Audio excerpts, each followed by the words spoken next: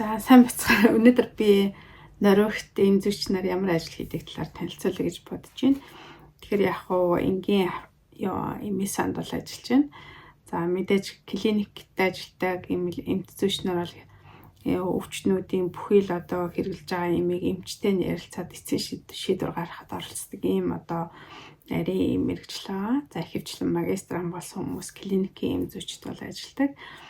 За тэгээд бас ийм сумын одоо сум гэх юм уу энэ ямар нэгэн сумд нэлээд олон юм өндөр насрамжийн газрууд байдаг. За тэнд ажилладаг одоо тэнд байгаа хүмүүс сувилагч нартай хамтарч эмийн асуудлыг нь ярьдаг. Бас эм зүйчид сүүлийн үед бол ажиллаж байгаа. Тэгэхээр энэ маань эмийн зохистой хэрэглээг нэмэгдүүлэхэд их чухал үүрэгтэй болов гэж ингэж бодож байгаа. За дараагийнх нь болохоор эмийн сангуудад ажиллаж байгаа. За манайхаар Монс юу гэж гэдэг нь ахиач гэдэг юм уу том эмийн сангууд, сүлжээ эмийн сангууд байдаг. За тэдний нэгэнд нь бол би ажиллаж байгаа. Яг хуу эмийн сандчт болохоор эмийн сандаа нэг хоёр чиглэлийн хүмүүс ажиллаж байгаа. Нэг нь болохоор одоо туслах хүмүүс ажиллаж байгаа. Тэд нар нь болохоор одоо эрүүл мэндийн чиглэлээр мэргэжил эзэмсэн. Гэхдээ бол эм зүйч, эмээ эксперт гэсэн ийм юу байхгүй. Тийм мэргэжлийн юм байхгүй. За туслах ажилтан гэж явж байгаа. За тэр хүмүүс болохоор рецептгүй олгож байгаа бүх төрлийн юмнууд, эмийн захиалагч гэдэг юм уу бүх төрлийн юмнуудыг тоолох юм байрлуулагч гэдэг юм уу бүхэл юмнуудыг хийдэг. Ерөнхийдөө маш их юм мундаг ийм чадвартай хүмүүс байд юм байлаа.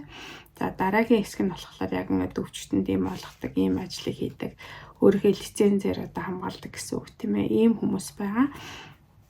За тэд нар нь болохоор аптект дотроо бол хоёр хуваагдчихж байгаа. Нэг хэсэг нь бол шууд үйлчлүүлэгчтэй тулж ингэж ажилладаг. Нэг хэсэг нь болохоор арталтай ийм ажил хийдэг. Тэр нь болохоор одоо бүх институт тийм ээ. За малын эмч нарч гэдэг юм уу, шүдний эмч нарч гэдэг юм уу, одоо бусад хамт ажилладаг бүх газрууд энэ захиалгыг хүлээж аваад тэгээд ингээд иргэд хол энэ манай сумаас одоо хол ажилтдаг тэр иргэдийн захиалга бүх юмнуудыг ингэж хүлээж аваад багцлаад боогоод тэгээд ийм транспортод нөгөө тээврийн хэрэгсэлд нь тавьж ингэж явуулдаг юм хүмүүс байгаа. Бас утсал ерөөсө цогцоо цагууд уурчдаг. Тэр утсыг аваад хүмүүс хариу өгдөг. Ийм захиалга хүргэдэг. За ийм төрлийн хүмүүс байгаад байгаа. За гэтэл яг эргэжтэй үйлчдэг хүмүүс нь ихээр манайх ч нэг 13 мянган хүн амтай гэж ботход өдөрт нэг манай энд чинь 2-3 автинг байгаа байхгүй. Тэгэхээр нэг автингт нэхэд миний ажиллаж байгаа автингт өдөрт нэг 200-аад хүн зөвхөн одоо жороор юм болго үйлчлүүлдэг. За хүмүүс орж ирэнгүүт юм дугаар авдаг. Тэгээд эм зүйчдэр ирнэ. Эм зүйчдэр ирэхээр заавалчгүй бичиг баримтаа үзүүлдэг. За паспорт эсвэл одоо юутай зурагтай жолооны үнэлэх шийдвэр бүх юмудаа үзүүлнэ. За тэгээд ингээд бүх дугаарыг ингээд регистрийн дугаарыг хийгээд нэг дарангуут ингээд хүнийх нь нэр ингээд гараад ирдэг. За бас өөр хүний юмыг авах гэж байгаа бол заавалчгүй юм бүхэл бүтэн ийм одоо материал өгөөд тэгээд энэ хүний имийг би авах хэрэгтэй гэдэг эзнэр нь гар шиг зурулсан иймэрхүү итгэмжлэх гэдэг юм уу да. За тиймэрхүү юмыг ингээд архив болчтой. За тэгээд эмнүүдийн ингээд бүх эмнүүд нь хвчлэн одоо цахилгаан хэлбэртэйгээр интернетээр ингээд эмч нарын бичсэн юмнууд ирдэг. Тэгээд эмийн асуугаад үзээд тэгээд ямар эмийг яаж авах нь гэдгийг ингэж тооцож олгодог. Мэдээж жор бол мэдээж олон янз байгаа шүү дээ тийм ээ. За тэгээд энгийн жор байгаа. За эсвэл одоо нөгөө даатгалаар олгодог эмнүүд байгаа. А, Б эмнүүд байгаа гэдэг ч юм уу маш олон янз байдаг. За тэгээд тэрнийх нь хэрвээ энгийн жор ахын бол тэр хүн бол бүх одоо бүх мөнгөний төлөөд авах ёстой. За хэрвээ даатгалтай авах юм бол дээдл нь 3 сарын эмийг ингэж олгодог байгаа. Ер нь бол эмнүүд нь 3 сарын хугацаанд хэрэглэхээр ингэж багслагдсан байдаг. Зарим нь бол сарын хугацаанд хэрэглэхээр багслагдсан байгаа бол тэрийг 3 хайрцагч юм ингэж өгдөг. 3 сараас дээш бол өхийг зөвшөөрдөггүй. За тэгээд хэрвээ зарим тохиолдолд ингэж олноор ингэж авах гэж байгаа бол яг ямар учраас яаж авах гэж байгаа гэдгийг аваад тэгээд тэн дээр ингээ баримтжуулаад ингэж олгодог юм байна. Ихэвчлэн нориог өвлийн уйлрал, хүйтний уйлрал дарахыг өвчтөй хүмүүс, үе мөчнийч гэдэг юм уу, шин өвчтөй хүмүүс халаан дулаан оронд очт юм байлаа. Тэгэхээр Гэхдээ эмээ бөөнөр наагаад явдаг. Тийм үед нь бол заавалчгүй ингэж баримтжуулаад ингэж олгодог байгаа. За зарим хүмүүс болохоор эмээ авахаас гадна юм нөгөө шинэ улс орнууд руу явахын тулд ийм автенкээс авсан гэсэн ийм альбом бичгүүдийг шаарддаг. За тэр нь болохоор манай автенкч гэдэг юм уу өөрийнхөө одоо гишүүншил басан юм хүмүүс өнгөө юм бичиг өгдөг.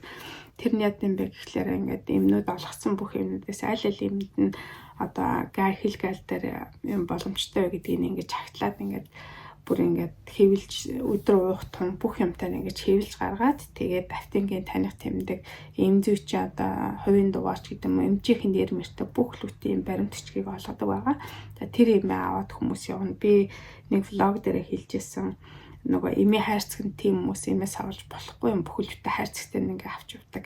Ийм одоо юм дөрөн журам бол байдаг юм байлаа. За ингээд улс орноор явахдаа хүмүүс им аваа явчин жишээлх юм бол диабеттэй ч юм уу янз бүрийн удаан хугацааны им хэрэглэдэг хүмүүс байгаа шүү дээ. За ийм байдлаар явчин. Тэгээд хүүхдүүд гэх юм бол 16-аас доош насны хүүхдүүд заавалж эцэгтэй ирж эмээ авдаг. За тэгээд тэрнээс дээш хам бол бичиг баримттай паспорттай энэ төр юм бол эмээ олгодог. Ийм одоо дөрөв журам бол байдаг.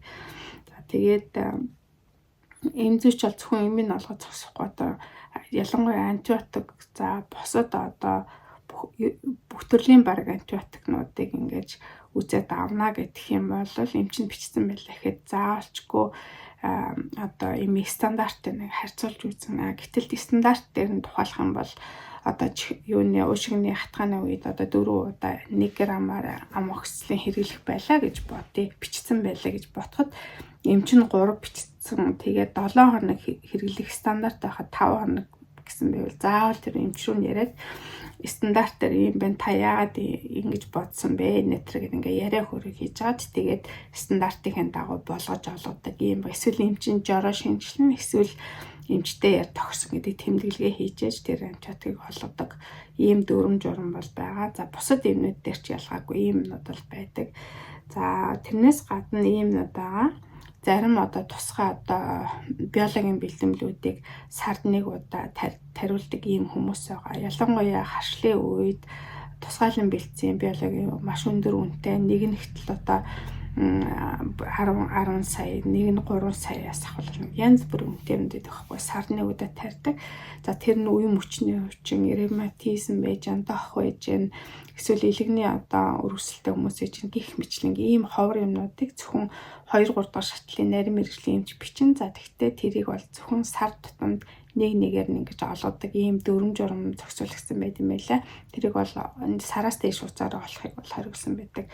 За тэгээд одоо ийм энтер найрууллаа гэхэд ямар хэмжээтэй ус мус хийх юм. Тэр нь одоо нэрмэлийн ус байна. Тэр нь одоо хэд хоногоос 7 хоногоос дээш хугацаанд хэрэглэхгүй байх ч гэдэг юм уу. За иймэрхүү нарийн дөрөв журмууд бол бүгдээрээ байдаг. Тэрийг эмээ олохдоо эмзүүч ингээд баримтжуулаад ингээд авч үлддэг ийм юм байгаа. За нэг хортой эмийн журам бол масууруулах юмнууд дээр бол маш их нарийн дөрөв журам энтрүүд бол байдаг. За шүдний эмч бичлээ гэхэд хамгийн багаар одоо 3 хоног өгнө гэдэг ч юм уу. За иймэрхүү юмнууд бол бүр ингээд зохицуулагтаад ингээд тоолгосон байт юм аа. За тэгэхээр ерөнхийдөө маш их юмыг сурдаг. За тэрнээс гадна бүх төрлийн өвчтний үед олгогддог бүх юмнуудын стандартыг мэдэх шаардлагатай байдаг. За зарим одоо үйлчлэгнээ тухайлах юм бол чихрийн шижингийн үед хэрэгэлдэг одоо сахараа үздэг аппаратнууд гэдэг ч юм уу бүх юмнуудыг ингэж бид нар зааж сурах үүрэгтэй байдаг. Тэрнээс гадна би танарт үзүүлж ирсэн тийм ээ.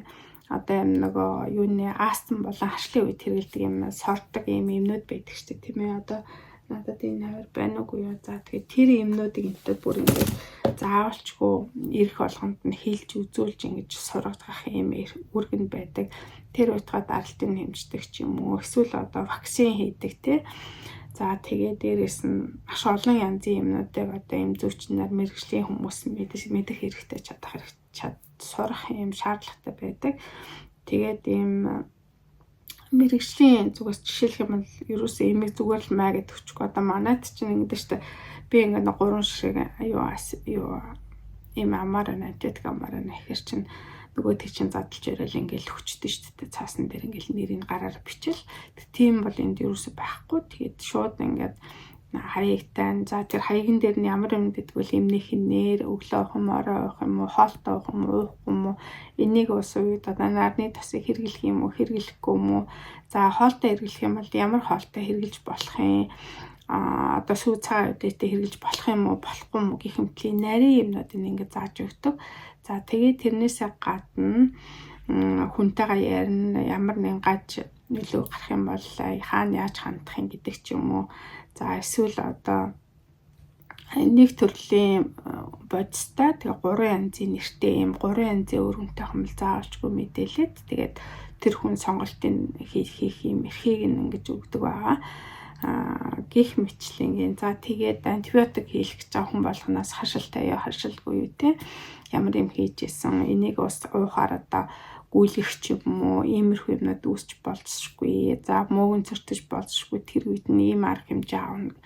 За ингээд хэрвээ одоо жирэмснээс хамгаалах юм байлаа гэж мартах юм бол яах юм? 2 хоног мартах юм бол яах юм? 1 хоног мартах юм бол яах юм? Энэ үед хэрвээ генет ийм шинж тэмдэг илэрх юм бол бүлэн байж болцсохгүй гэдэг эмчид ингэж хандна гэдэг ч юм уу.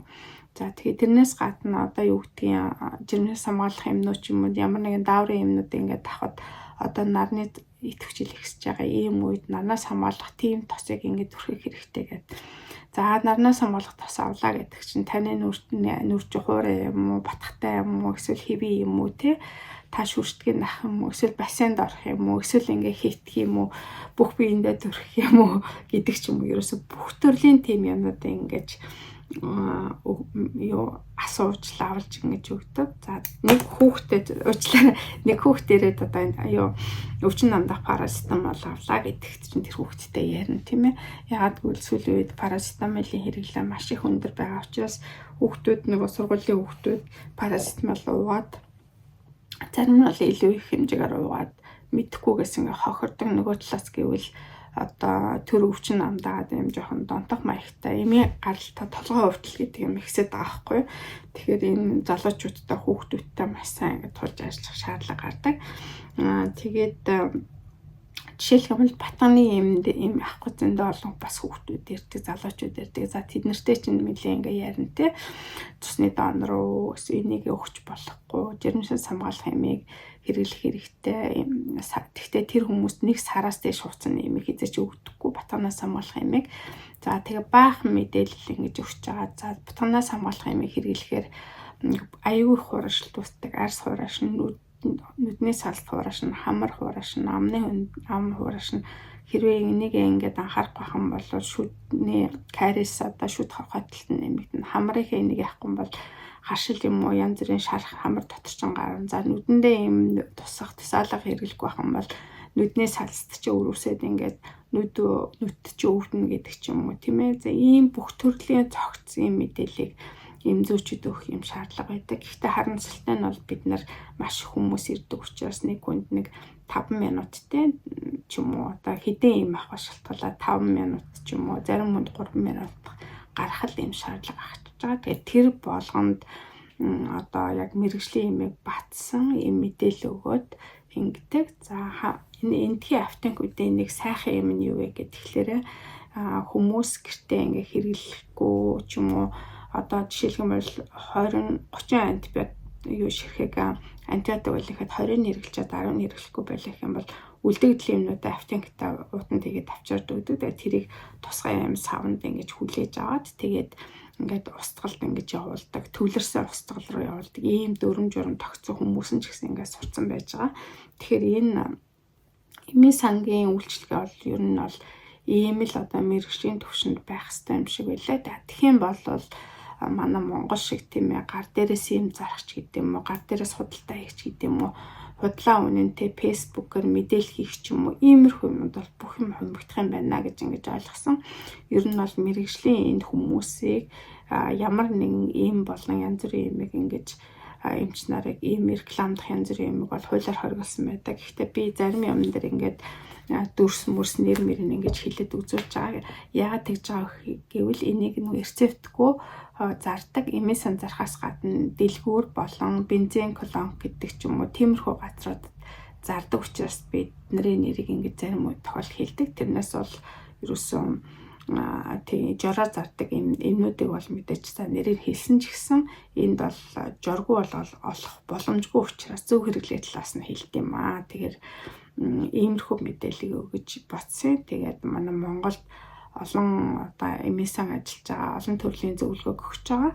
Гэхдээ мэдлэг мэргэжлээ байнга одоо нэмэгдүүлж авах шаардлагатай байлаа. За үүдэн эмээ саны хичээд ингээд зөвхөн одоо өдөр хоногийн орлого гэж бодлгүйгээр эмзүүч хүний ёс зүй, этик одоо ямар эдийн те хүнд аюулгүй байх гэдэг талаас улам их хөгжөөд суралцах хэрэгтэй байна гэж ингэж би ойлгосон. Тэгээд мэргэжил нэгтэй хүмүүстэй асууж сурах юм байвал юу хэлж ярилцаж ингэж болно гэж бодож байна. За тэгээ хамтдаа хөгжиж би энэсээ суралцаж би энийгээ дэмжиж ажилласаа гэж хүсэж байна. За түр баяртай.